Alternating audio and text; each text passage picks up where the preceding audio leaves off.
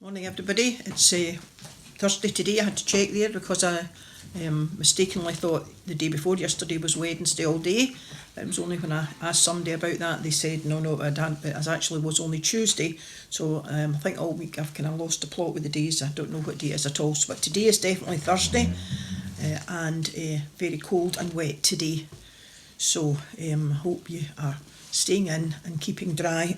So we're in the middle of a plumbing thing now, so just going away to get a trap. Who knows there was such a thing for a sink, so we're taking the opportunity to get this done in between the sewing and the buying of getting a sink changed. So I hope everybody has got plans for today. Hub is on today, so we'll be going very soon to put out the tables for the hub, and I hope if you can come along to the hub you will and enjoy tea and cakes and a bit of company for the afternoon. So we have been reading through the Acts, and we are on Acts chapter 10 now, and we are starting today at verse 17, 18, 19, verse 19. I think I've started 17 actually. While Peter was wondering about the meaning of this vision, the men sent by Cornelius had learned where Simon's house was, and they were now standing in front of the gate. They called out and asked, "Is there a guest here by the name of Simon Peter?" Peter was still trying to understand what the vision meant when the Spirit said, "Listen, 3 men are here looking for you. Get ready and go down, and do not hesitate to go with them, for I have sent them." So Peter went down and said to the men, "I am the man you're looking for. Why have you come?" "Captain Cornelius sent us," they answered. "He is a good man who worships God and is highly respected by all the Jewish people. An angel of God told him to invite you to his house so that he could hear what you have to say." Peter invited the men in and had them spend the night there. The next day he got ready and went with them, and some of the believers from Joppa went along with him.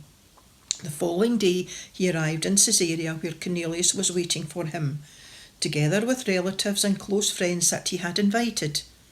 As Peter was about to go in, Cornelius met him, fell at his feet and bowed down before him. But Peter made him rise. "Stand up," he said. "I myself am only a man." Peter kept on talking to Cornelius as he went into the house, where he found many people gathered. He said to them, "You yourselves know very well that a Jew is not allowed by his religion to visit or associate with Gentiles. But God has shown me that I must not consider any person ritually unclean or defiled. And so, when you sent for me, I came without any objection. I ask you then, why did you send for me?" Cornelius said, "It was about this time, 3 days ago, that I was praying in my house at 3 o'clock in the afternoon. Suddenly a man dressed in shining clothes stood in front of me and said, 'Cornelius, God has heard your prayer and has taken notice of your works of charity. Send someone to Joppa for a man whose full name is Simon Peter. He is a guest in the home of Simon the tanner of leather, who lives by the sea.' And so I sent for you at once, and you have been good enough to come. Now we are all here in the presence of God, waiting to hear anything that the Lord has instructed you to say." Amen, and God bless this reading from Acts chapter 10, and we will finish Acts chapter 10 tomorrow and then carry on with the book of Acts into next week. So I know these stories are well known to lots of people, but I don't think it does us any harm to hear the stories again. And I know that a lot of people are enjoying listening to the book of Acts, sometimes one that we might not choose. So I know people are enjoying hearing the stories from Acts. So take care everybody. I hope everything's okay. Let me know if there's anything we can do. We have been a bit busy recently just with things.